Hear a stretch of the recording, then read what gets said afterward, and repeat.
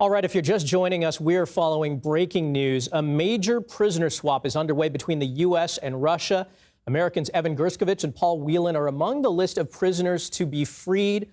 Also among them, American-Russian journalist Alsu Kurmasheva, also believed to be headed home. We have CBS News intelligence and national security reporter Olivia Gazis with us. We also have the former U.S. ambassador to Russia, John Sullivan, on the phone. We're going to get to Mr. Sullivan in a bit, but Olivia, I want to start with you. If you can talk about who else is included in this swap. Sure. I think we're still learning those details as they're being released. We do know that it is a constellation of prisoners that the Russians have held and that the U.S. has held.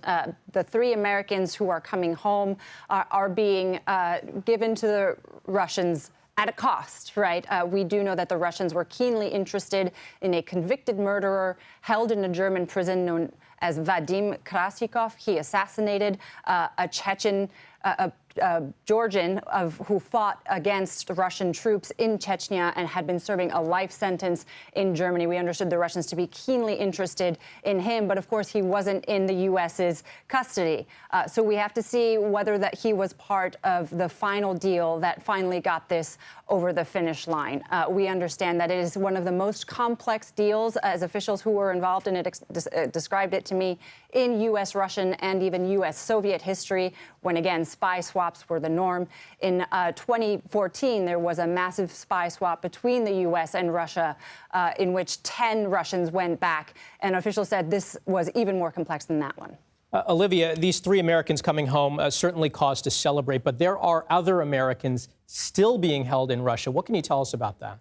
That's right. It is important to note that this is a huge success. These three Americans had a lot of attention paid to their cases. In the cases of Paul Whelan and Evan Gershkovich, they were deemed wrongfully detained by the U.S. government. Alsu's case got personal attention from President Biden and was going through the State Department's deliberative process in terms of determining whether she was officially wrongfully detained.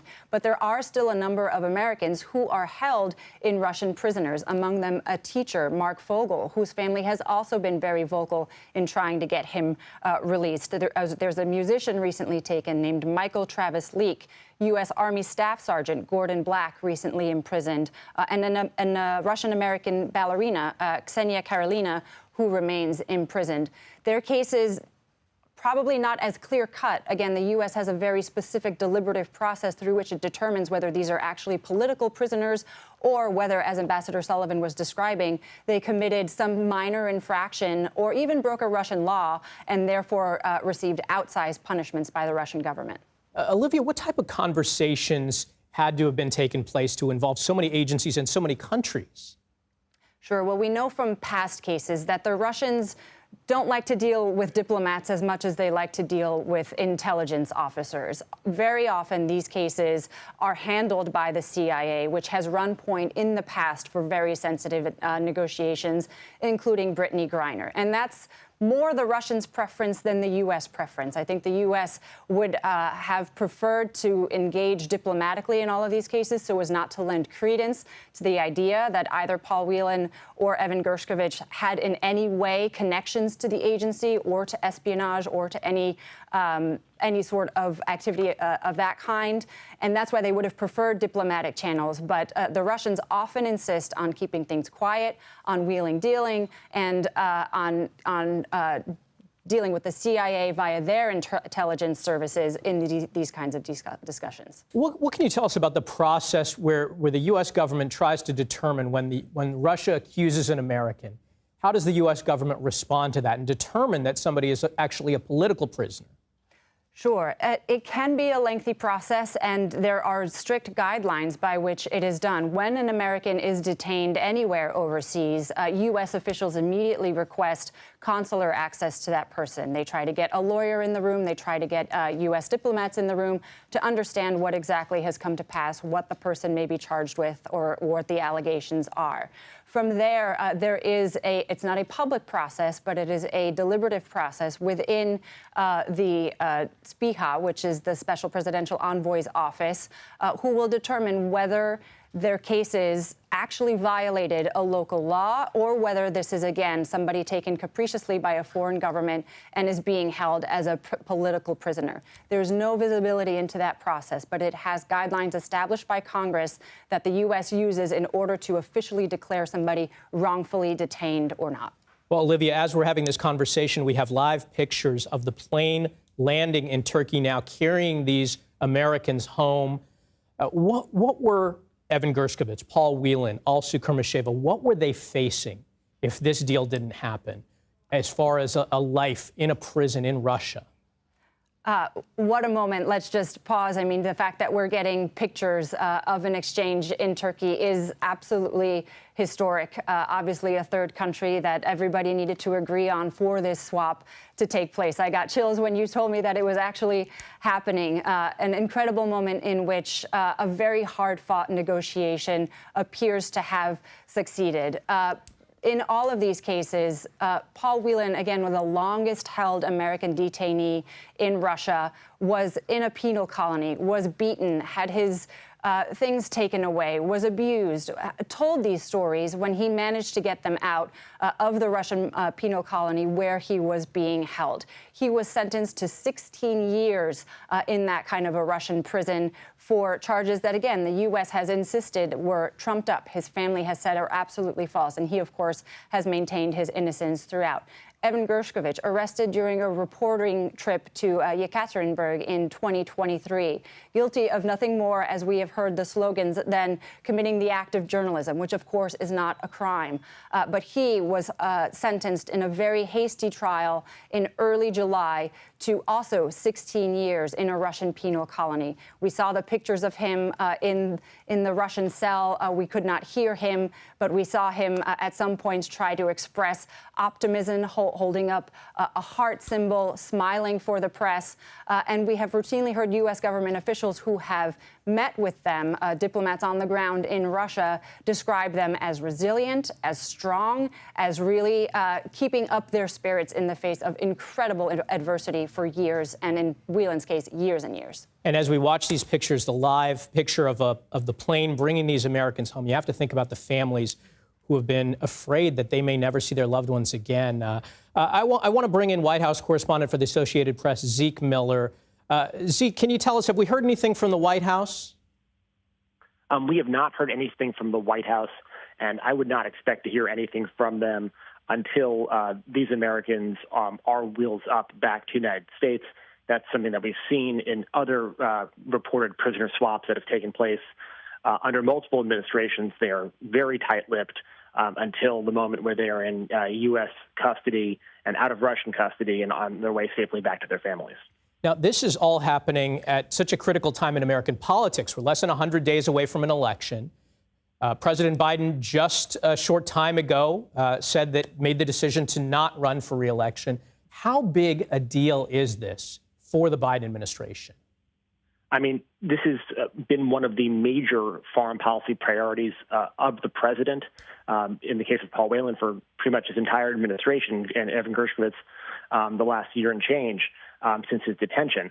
So this has certainly been very high on the list for President Biden and his administration. And it was one of the things that he mentioned as something that he wanted to get done in his final 6 months in office, in that Oval Office address just a little over a week ago.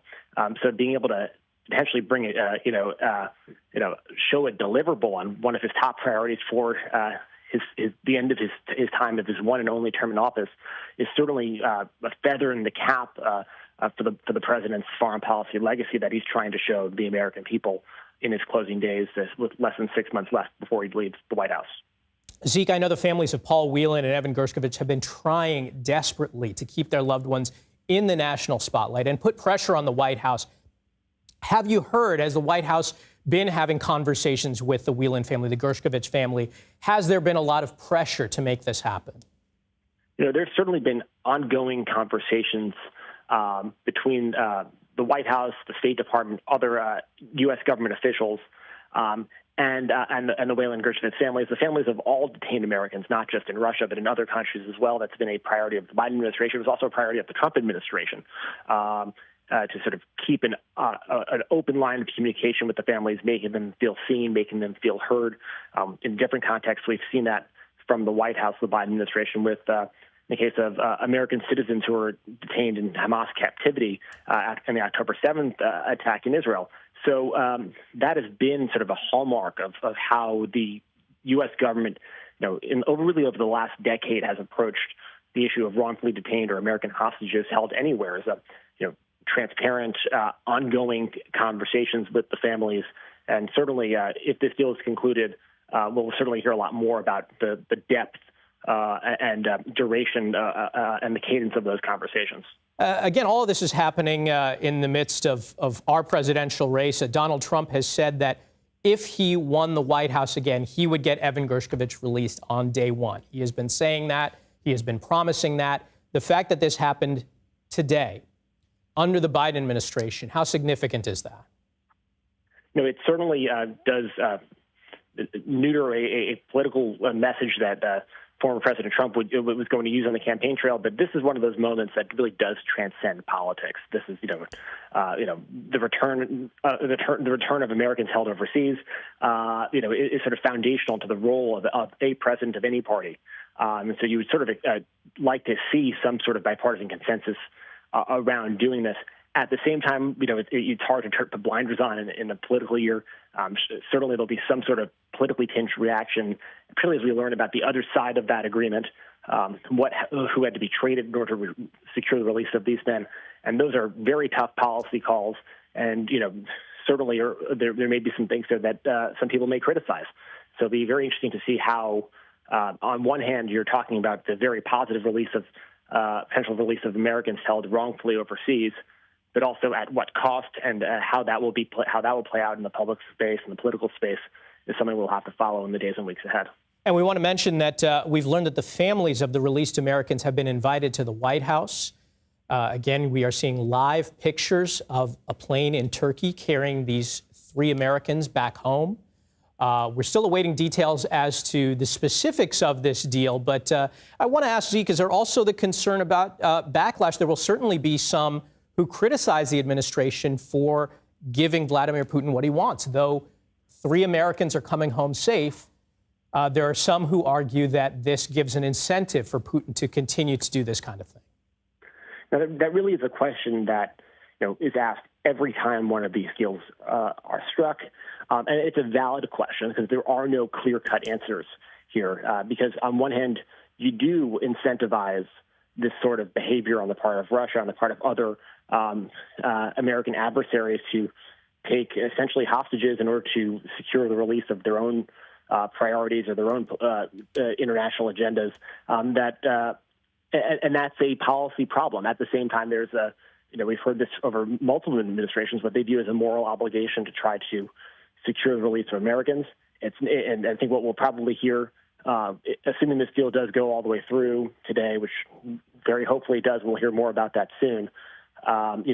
Essentially how this administration has had to weigh those complicated concerns. Nobody's, these are moments where, there's joy that you get these Americans back, but nobody's very happy about having to do this sort of arrangement. It is a very tough policy trade-off.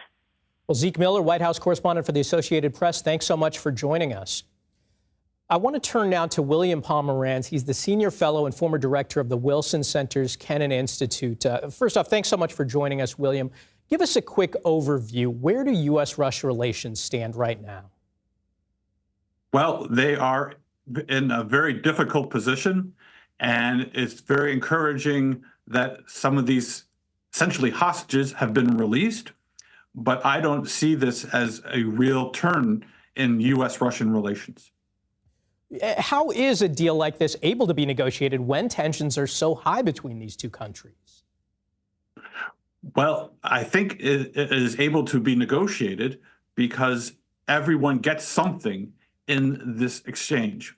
So we're still waiting to see all of the Americans and who they are coming home. But I think that Russia, in the sense, wanted to make a deal. This will be a propaganda coup for them because they have gotten some of their prisoners in the West to the Russian Federation. But I don't think this will have a significant impact on U.S.-Russian relations, especially since the war in Ukraine is ongoing. William, can you give us a sense of how the Russian court system works? Because we have heard from the U.S. government from the beginning that these Americans did nothing wrong, that they were political prisoners. Can you give us a sense, a little information about the Russian court system, how it works? Well, the court system is very much biased to the Russian state and the prosecutor's office. And essentially, there is no ability to have a defense for these defendants. So it was a foregone conclusion that they would be convicted. The only positive thing about the conviction is that once they were convicted, the Russians would say they had a fair court system and that they basically indicted and convicted all of the people. Really powerful moments that we're watching live as the plane sits on the tarmac in Turkey carrying these 3 Americans home. William, if this deal didn't happen, what were these Americans facing? What kind of conditions would they be enduring in a Russian prison? They would be enduring very harsh conditions. In many cases, no access to families or Western media and so forth. They would be isolated, and it was just a traumatic position for all these Americans who, as you said, did nothing wrong, yet found themselves stuck inside the Russian prison penal system. Now, we know that several Russian prisoners are being released as part of this exchange. Are there concerns about the concessions that the U.S. had to make in these cases?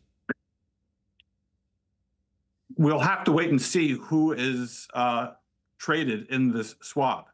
Obviously, in the previous swap with Brittany Griner, they swapped a major Russian, basically war criminal and gun runner for Brittany Griner. So we'll have to wait and see as to who is exchanged. But I think that in light of the terrible conditions that these Americans were placed under, I think that a deal will be a positive aspect for this event. Will Russia and Putin view this as a win as well? I'm sure he will. He always thinks everything is a win for him. And, you know, Russia has a tradition of no prisoners left behind. And so whoever Russia was able to exchange, I believe that there were some people who had been arrested in Slovakia. But I think Putin will herald this as a win and an attempt to say that Russia was able to get its prisoners and that it made no concessions to the West. Indeed, everyone who was exchanged from the American side had already been convicted. I want to bring in Olivia Gazis. Olivia, I want to talk about, we have been here before. We've been here with Brittany Griner. We've been here with Trevor Reed. And now we're here with Evan Gershkovich and Paul Whelan and Alsu Kurmasheva. Are we going to be back here again? Is Putin going to continue to do this? And is there any sort of warning that the U.S. government puts out for Americans that this could happen to them if they travel to Russia? I think, Michael, as you've been discussing, there is clearly a benefit that the Russians can see to opportunistically taking Americans on its soil and accusing them of something, either legitimately or not, in order to leverage their eventual release. We've seen it happen time and again. And that is why when these cases arise, and this is not to blame the people who go there, but the State Department does stress Russia has a travel advisory in place. It is a level 4. That is the highest level advisory against traveling into the country, precisely because of the dangers that Americans could face if they step foot on a very aggressive adversary's soil. So they try to remind Americans you are not welcome there. You are at risk of being arbitrarily detained there. You are at risk of being imprisoned there. Do not travel. That is hard, of course. There is a robust Russian-American community in the United States. There's plenty of reasons to want to travel for Russia, for reporting, for business, for family relations. So not everybody heeds that warning, but it is a fact that the U.S. government stresses it is dangerous to go there. Do not go, and that's why that travel advisory is in existence. I also want to ask about what's taking place right now. Again, we're still awaiting the details of this deal, but I have to imagine there are many government agencies involved in the transport of these Americans back home. Absolutely. We do know from previous cases that this ends up being a whole of government undertaking. It's the White House, it's the State Department, it's the CIA. Think about all of the logistics that need to be involved in coordinating families, in determining where is a sort of neutral territory for the swap to take place, coordinating planes to get there, negotiating with prisons, dealing with justice departments. You can see why it is one of the most complex undertakings and politically fraught undertakings that governments can engage in. The pictures, I assume, show that there are multiple planes on the tarmac. We do know this deal is historically complex in how it was constructed, and we do know that it was a months-long endeavor, and in the case of Paul Whelan, a years-long endeavor by the U.S. government to deal with the Russians, to find the key that would unlock a deal in order to secure the release of the Americans who had been deemed wrongfully detained and that the U.S. wanted to have back. What was the interest for the U.S. in getting these prisoners home safe, and what international concerns arise when Americans are imprisoned abroad?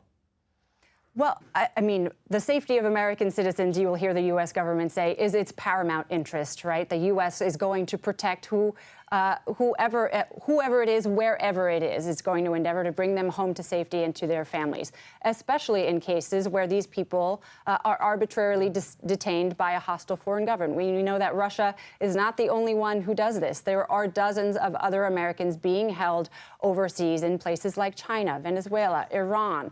And in every case, there is an intensive process that the U.S. government undertakes in order to determine whether these individuals can be released. It becomes more fraught when they have dual citizenship. As we've been discussing, some of the prisoners that Russia has taken have dual American and Russian citizenship, in which case the Russians can claim we are treating this person as a Russian and not as an American citizen.